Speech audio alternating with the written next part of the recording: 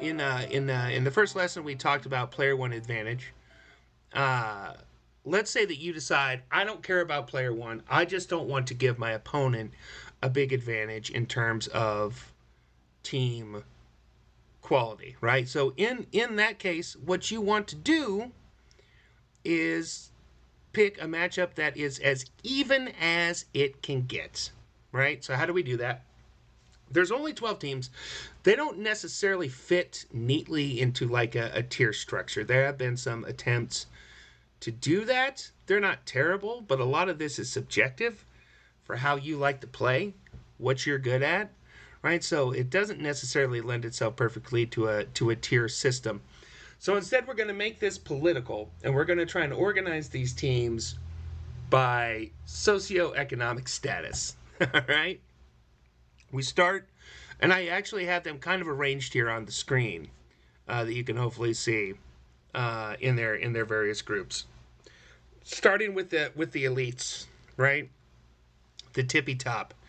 Chicago, they are. I think they're pretty clearly a number one, especially in tournament play, right? They have so many advantages, so many, more than any other team, I think. Maybe not every one of their advantages is not necessarily the biggest in the game. Like, I'm not sure there's a bigger advantage than having both Lawrence Taylor and Carl Banks on your defense, right? That's crazy good. But Chicago has so much else, right? And more than that, they're very user friendly. Like, you could take a tribesman from an uncontacted people in the forest and give him 2 days to get ready. And if he only had to use Chicago, he would do all right in a tournament.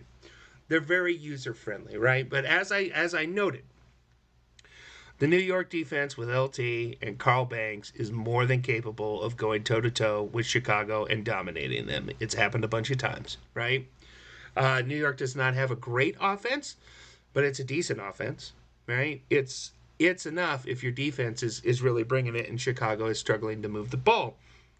And then you also look at San Francisco with the collection of firepower. Offensively, they've got Joe Montana, they've got Jerry Rice. Roger Craig, the receiver, is awesome. Roger Craig, the running back, sucks, right? But he also goes out for 2 passes. And with his speed characteristics, putting the ball in his hands across the line of scrimmage with room to make a move, he is a first down machine, right? That's a lot of offensive firepower. And then defensively, they got Ronnie Lott. And it doesn't get much better than that. So San Fran has the firepower to go toe to toe with Chicago and beat them, particularly in a cheat viewers. Oh, spam, marvelous. Um, in a one-off tournament game situation. San Fran really is a good team. Its playbook in our draft league has certainly gone through its foibles, right? But I think the whole package of San Francisco is so overpowering that it does rescue an underwhelming playbook. What's up, Chris?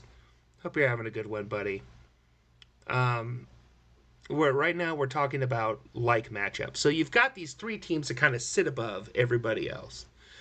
So a matchup involving any two of Chicago, New York, and San Francisco, I think you could consider that a fairly even matchup.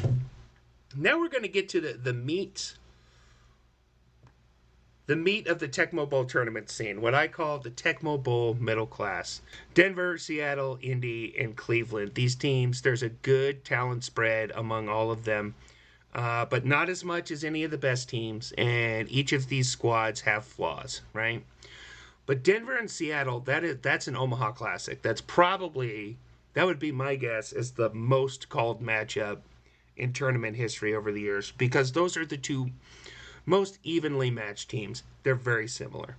But on the other hand, you look at like Indy and Cleveland, that's another common matchup. Those two teams, unlike Denver and Seattle, who are like mirrors of each other, Indy and Cleveland's like, that's more of like a yin yang, where their strengths and weaknesses complement each other and kind of cancel each other out. They are oddly balanced in that regard. Just for example, Indy does not have a very fast defense, But Cleveland's got one of the worst running backs in the game, or one of the slowest anyway.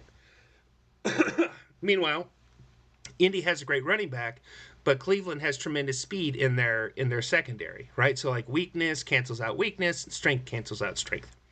So those four teams all match up pretty well together, right? And you'd be well served to be familiar with each of those teams, because you can only call the same matchup once in group play and then once again in brackets. So if you find yourself on the spot, we're well in the tournament, we've been there all day, you're not thinking so great, right? You win a coin toss in brackets. You want to know each of these teams so that if need be, you can just throw out Cleveland, Denver, and be confident playing with either one of those teams. All right? Below the middle class, we've got what I'm going to call the working poor. Here we've got Miami, Dallas, and LA. May seem crazy to see teams like LA and Miami down here in the working poor. However, the flaws in their playbook are what keep them down, and also like pretty crummy defenses compared to what's above them. Like, we all love Howie Long. We love Howie, but I'd love him a lot more if he was a top D end. He doesn't quite have enough speed to get to the top on quick throws. And then when he tries, he's very easy to throw behind. So we'd love Howie even more if he was a top D end. But Miami, Dallas, LA, working poor.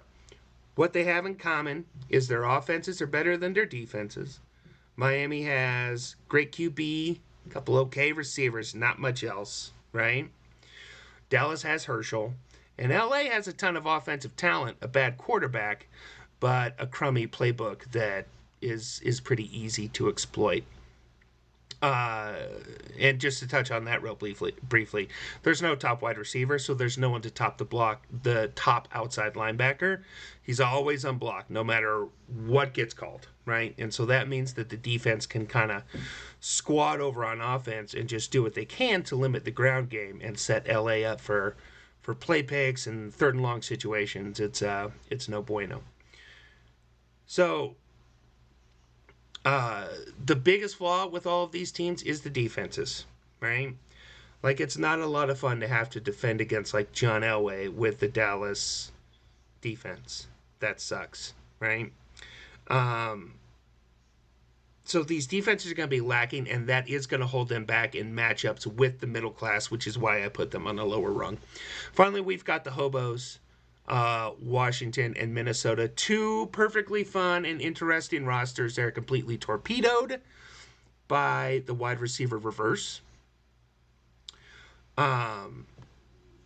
Teams basic, and once you know the deal with how to defend those, the other team pretty much never has to call run. It's very difficult for those teams to sustain drives. Well, Chris, we've seen in the draft league, it's a very good playbook with 2 runs. O.J. Rahman's in 2 runs, though. So that's why those guys, Washington and Minnesota, are both talented teams. Washington for sure would be top half. I think they were intended to be very good. You can tell just by the talent on their roster.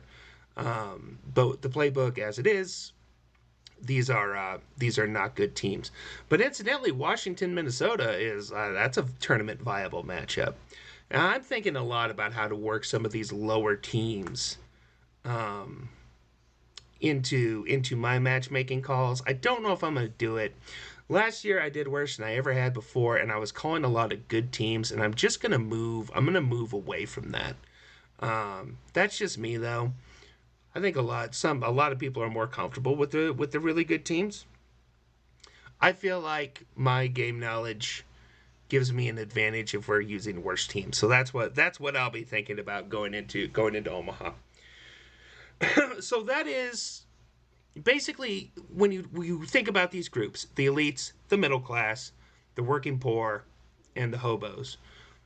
Matchups among those groups you can generally consider to be pretty even matchups, right? That's lesson 2. Lesson 3, we're going to look at what you could call like asymmetrical match calling, right? Where you call 2 teams that aren't even with the idea being that you're either going to wind up with player one or you're going to wind up with the better team.